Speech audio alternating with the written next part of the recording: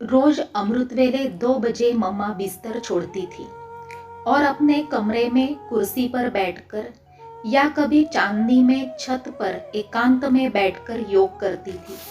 फिर 3:30 बजे तैयार होकर 4 से 5 बजे तक जो सामूहिक योग होता था उसमें अवश्य आती थी। वे गुप्त तपस्विनी थी। उनका मूड ऑफ होते कभी देखा नहीं गया। उन्हें योग लगाना नहीं पड़ता था, लेकिन वे निरंतर योगिन थी। इस प्रकार मम्मा ने ब्रह्मा बाबा का योग के सब्जेक्ट में पूरा अनुसरण किया था। वे नंबर 1 योगिन थी।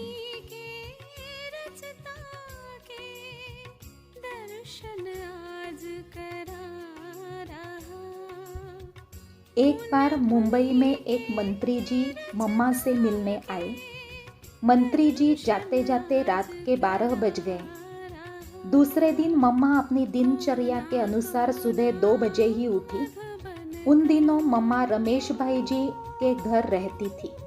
तब रमेश भाई जी ने पूछा, मम्मा आप तो करीब 1 बजे सोई होंगी, फिर आप अपने समय पर इतना जल्दी कैसे उठ गई?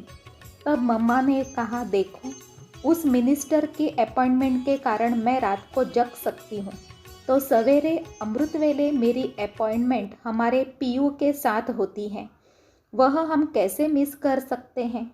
इस प्रकार मम्मा ने कभी अमृत वेला मिस नहीं किया। जब मम्मा योगनिष्ठ होती थी तो वातावरण में सन्नाटा छा जाता था। अन्य व्यक्तियों को शांति और शक्ति के प्रकंपन अनुभव होते थे। उनमें योगियों के समस्त लक्षण विद्यमान थे, इसलिए उनका व्यक्तित्व प्रभावशाली था।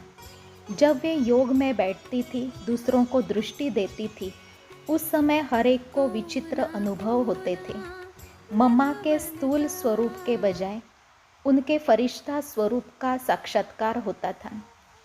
उनकी दृष्टि, चेहरा इतना रूहानी होता था कि सामने वाला व्यक्ति अपने को इस दुनिया से निराला अनुभव करता था, जैसे प्रैक्टिकल अनुभव होता था कि हम परम धाम में हैं। जिसको दृष्टि देती थी उनके विचार बदल जाते थे। मधुबन के भ्राता ओम प्रकाश भाई जी ने बताया कि बाबा, मम्मा और हम सब 4-5 घंटे तक भी एक ही मुद्रा में बैठे योगस्थ रहते थे। शरीर बिल्कुल टस से मस नहीं होता था।